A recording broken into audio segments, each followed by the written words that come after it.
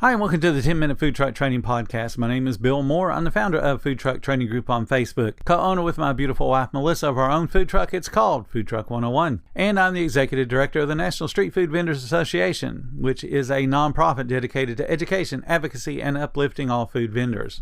Today, I'm going to be talking about the third of four pillars, and that being cleanliness. So we've already talked about quality and service.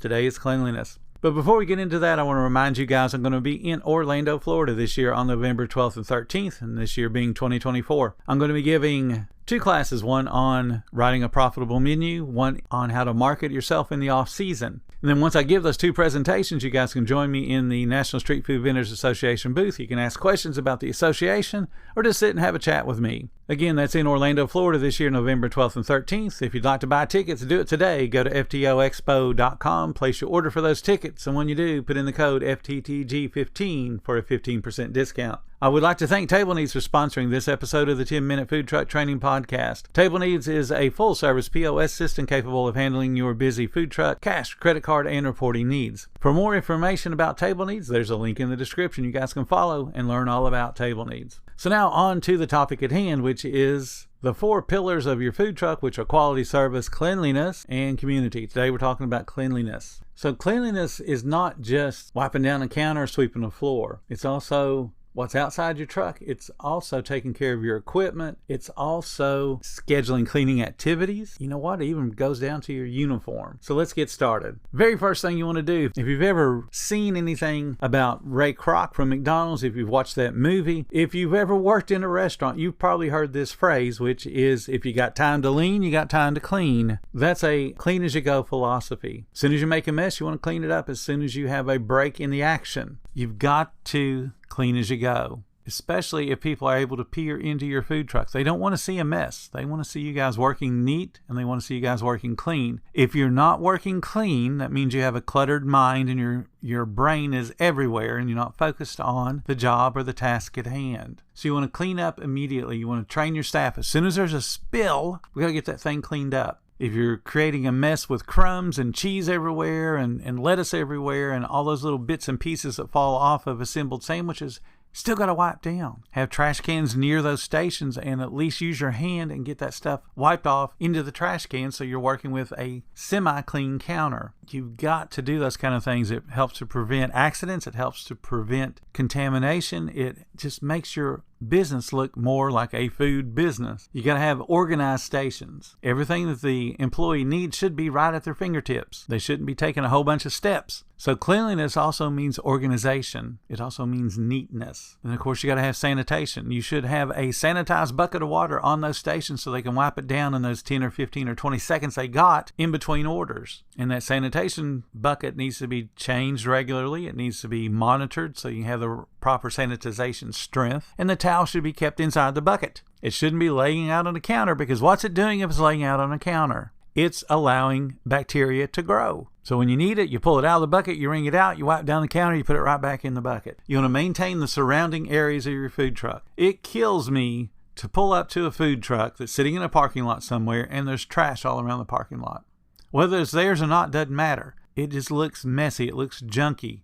And it's associated with you because you chose to park there. Get off your butt, go out and pick up the papers, or find a new place to park. Yes, I picked up all kind of opposing restaurants and other food trucks' paper because I like my area to be clean. You may need to go out and sweep up cigarette butts. You may need to go out and sweep up trash. You may need to, and you should, provide some type of trash receptacle for people to put their trash in. You might want to have one of those smokers' outposts and encourage people to put their cigarette butts out there rather than just tossing them all around your food truck. You want to respect shared spaces. If you and 2 or 3 or 4 or 5, 6 other food trucks are in a lot together, you need to make your area look clean and make the other guys jealous, and they need to get out and clean theirs as well. If you have a shared eating area, don't be the stuck up one that says, well, I ain't cleaning that. They don't pay me to clean it. It's still a reflection of you. Guests look at a food truck park as you're all in this together. So if y'all are ignoring the trash together, those guests are going to ignore you too. You got to think about the exterior of your truck, from the roof to the wheels. Is it clean? Is it debris free? Does it have dust or pollen everywhere? You got to clean it just like you should be cleaning your truck or your car, which means you get a soft bristle brush and you wash that baby down. To armor all those wheels every few weeks so they look shiny, they look good. Get out there and wipe down the fenders. Get out there and wipe down the wheel wells. Wipe down stuff that people can see because they're making a judgment about your business. If you have one of those hoods that's dripping grease everywhere, you might want to get out there and clean that grease up every single day. Quit looking for excuses. Well, the manufacturer shouldn't have built this way. Well, you're right, they shouldn't have, but you were dumb enough to buy it, so now you have to be diligent enough to clean it. Get out there and do it. If you have any signage out, all of it needs to be in good repair. It's marketing, but right now it becomes cleanliness, because if you have a tattered flag out there, that's showing you're kind of messy and don't really care about anything. You want to have your serving shelf wiped down. The windows should be clean. If it's been raining, there shouldn't be water spots on them. Get out there with some Windex or some other window cleaner and clean them. You have to have that sparkling exterior. It's just like restaurants spend all that money to put out all those plants and stuff to make the outside look inviting. You got to do the same thing. That's all a part of cleanliness. Cleanliness also goes to your equipment maintenance. Every piece of equipment has an owner's manual. You need to read it. And then you need to put on your daily, weekly, monthly, quarterly, biannually, or annual calendars what those maintenance expectations are for that piece of equipment. And you need to set reminders so that you're being reminded that, oh, hey, this is a day that we go break down the hood system. Or this is a day we get up and check the actual motor that's driving the hood to make sure the pulleys, if it's a pulley system, make sure all of those belts and everything are in good condition, and then clean the thing. The same with air pressure in your tires, the same with checking all of your cooking equipment. Those things are assets you have to take care of. If you're one of those people that doesn't change the oil in your car until the little light comes on to let you know that, oh crap, we have low oil, you got a problem. And that problem is going to lean over into your business, which means those valuable assets that you have will no longer function the way they're supposed to function. So you have to have those cleaning lists. So if you don't have those manuals, download them and then go to the recommended cleaning and again, put it in your calendar and then make sure it happens. Putting it in the calendar is the easy part. The hard part is when you're dog tired and that reminder comes up that today's the day you're supposed to do whatever the maintenance is. You got to do the maintenance. And then you got to train your staff on what needs to be done as well. Schedule the cleaning and maintenance activities. Just like I said, you've got to have those on a calendar. But that's step one. Step two is actually performing it. Who's going to perform it? When's it going to get done? What day of the week? Is it going to be done after we're open? Is it going to be done after we're closed? Is it going to be done before we're open? Is it going to be on an off day when we're not out serving at all? Remember, there's restaurants that are open 24/7 like Whataburger, and they still go through all the maintenance. They still do the exact same things you do or should be doing. They do them while they're open. Now, they do pick certain times of the day when they know it's going to be less busy than others and do them, but they still do them. You guys are only open a few hours a day, and you have a little teeny tiny space to clean. Get it done. One of the things that a lot of people don't realize is that your uniforms and your aprons and your hats, that's all part of cleanliness. Well, yeah, I wash my uniforms all the time.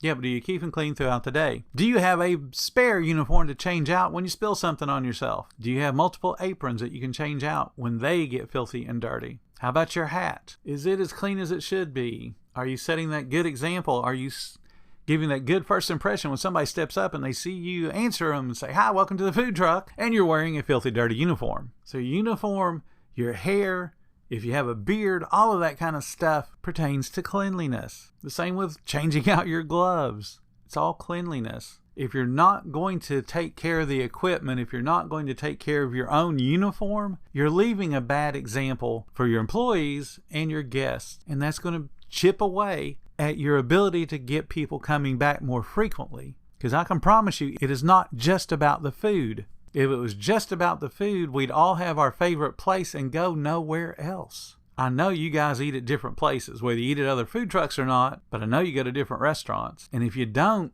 you probably should. You got to see what the other people in our industry are doing so that you can learn how to be better. So that's my tips for cleanliness. We got one more thing to talk about tomorrow, and that's community. And that's the one thing that most restaurants don't really talk about. They talk about QSCC, and then they expect you to market. But you got to have that community. Community is part of the marketing. It all has to dovetail together with the quality, the service, and the cleanliness. So tomorrow, come back and see us. Come back and give us a listen because, again, we're talking about community.